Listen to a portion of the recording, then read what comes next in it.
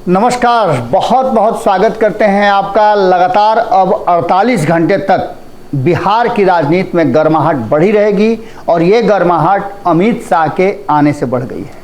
अमित शाह के आने से पहले जो कुछ घटनाएं घटी हैं, उन घटनाओं ने मजबूर किया है कि आप तक ये बात पहुंचाएं कि राजनीतिक गलियारे में क्या हलचल हो रही है। एक तरफ जहां एक नया गठबंधन नरेंद्र मोदी, भारतीय जनता पार्टी और एनडीए के विरुद्ध बनी है, जिसे INDIA गठबंधन कहा जा रहा है, तो वहीं आपको बता दें कि इस गठबंधन की लगातार बैठकों का दौर भी शुरू हो गया है।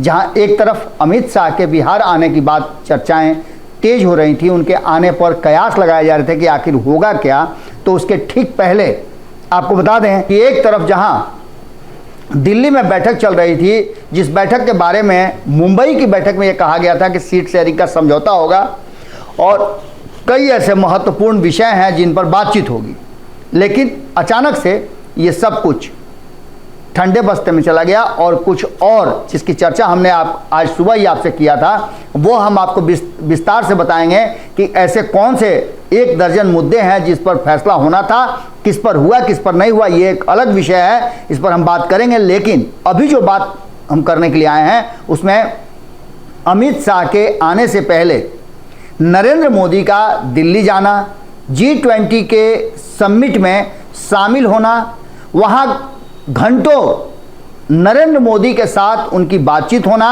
और उस माहौल में रहना, चेहरे के भाव जो काफ़ी बेहतर नज़र आ रहे थे। एक बार फिर से लग रहा था कि नीतीश कुमार सब कुछ भुला करके नरेंद्र मोदी को नेता मानने के लिए तैयार हैं, तो वहीं नरेंद्र मोदी भी नीतीश कुमार के साथ एक बार फिर से कुर्सी शेयर करने के लिए तैयार नजर आ रहे हैं। ये सारी बातें कहीं ना कहीं इस बात की तरफ इशारा कर रही हैं कि INDIA गठबंधन का जो मुख्य मुद्दा था, सीट शेयरिंग का समझौता, वो ठंडे बस्ते में चला गया है। इन सारी बातों को लेकर के एक बात तो साफ नजर आ रही है कि कहीं ना कहीं नीतीश कुमार और जो वर्तमान एनडीए सरकार है, उनके बीच में एक ट्यूनिंग जैसी बातें नजर आ रही हैं। लेकिन इसके साथ साथ आपको बता दें कि अमित शाह के आगमन को लेकर के कई चर्चाएं चल रही हैं। अमित शाह आ रहे हैं बिहार, 2 जगह उनकी यात्रा होने वाली है, सीमांचल और मिथिलांचल में।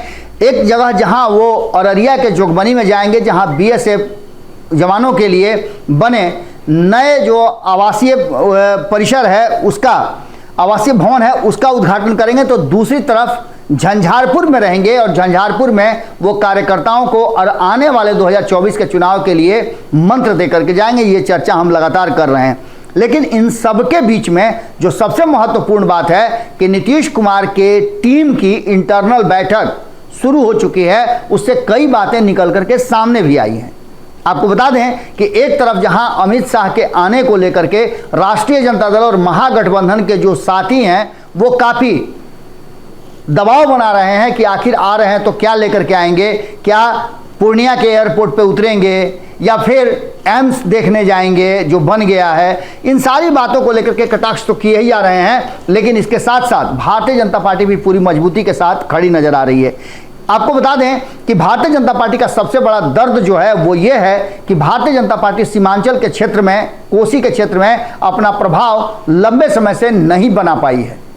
अब अररिया को छोड़ करके बाकी की सभी सीटें उधर जो नजर आ रही हैं, वो सब कोसी और सीमांचल मिथिलांचल में अधिकांश नीतीश कुमार के पास है, जो 2019 में गठबंधन के साथ लड़े थे। भारतीय जनता पार्टी उनके साथ थी।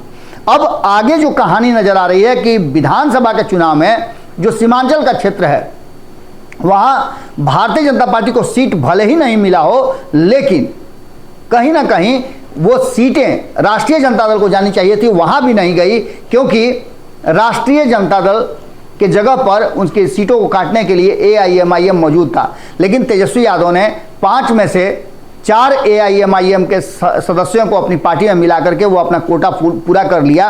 अब आगे भारतीय जनता पार्टी की नज़र है कि कैसे वहाँ भी अपनी पैठ जमाई जाए, अपना पैर जमाया जाए। इस बात को लेकर के अमित शाह का लगातार दौरा हो रहा है। ये दूसरा दौरा है अमित शाह का जो सीमांचल मिथिलांचल के क्षेत्र में वो कर रहे हैं। इसके पहले आपको बता दें कि बिहार में आधा दर्जन के आसपास उनका दौरा और प्रवास कार्यक्रम हो चुका है। हमने आपको खबरों में बताया कि लगातार चाहे वो नित्यानंद राय हों या फिर ऋतुराज सिन्हा हों या बिहार में आप सम्राट चौधरी की बात कर लें, अब बात करें हरि सहनी की, ये सारे लोग, मिथिलेश तिवारी, सभी वहाँ कैंप के लगाए हुए हैं। भारतीय जनता पार्टी का जो नया टीम है वो पूरी तरह से मुस्तैद है। लेकिन इन सब के बीच में शाह के आने से पहले जुबानी हमला भी शुरू हो गया है। कल ही हमने आपको बताया कि 2 मुद्दों को लेकर के बैठक हुई थी और इस मीटिंग के बाद प्रेस वार्ता करते हुए नीतीश कुमार के करीबियों में से एक अशोक चौधरी ने जब अपने साथियों के साथ, अपने पार्टी के सदस्यों के साथ, वरिष्ठ सदस्यों के साथ जब प्रेस को संबोधित किया तो उसमें 2 बातें खुल करके सामने आई। एक कि अमित शाह आ रहे हैं तो वो अपने जुबान पे कंट्रोल रखें और किसी भी तरह का सांप्रदायिक सौहार्द बिगाड़ने की कोशिश न करें। उनके शब्दों में बाण निकलते हैं, उसे रोक करके रखें और मर्यादाओं का, गलत भाषा का प्रयोग न करें।